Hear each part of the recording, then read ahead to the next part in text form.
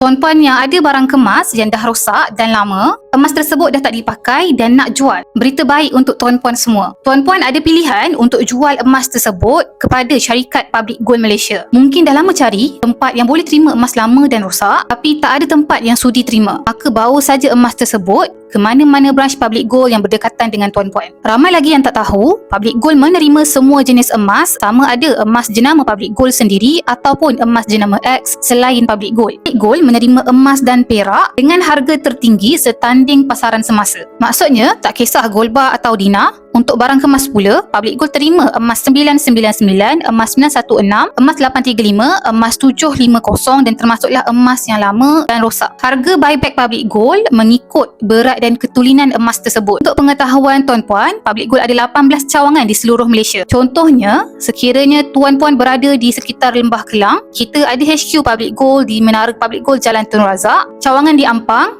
Bangi, Petaling Jaya dan lain-lain tempat di seluruh negeri Malaysia. Waktu operasi dari jam 9 pagi hingga ke 6 petang. Jadi bagi tuan-puan yang nak saya bantu guide cara jual emas, sama ada emas yang lama, patah, cala dan kemik kepada Public Gold, boleh isi form yang saya sediakan atau terus hubungi saya untuk saya bantu tuan-puan sebaiknya. Boleh follow saya untuk lebih banyak info emas dan kewangan.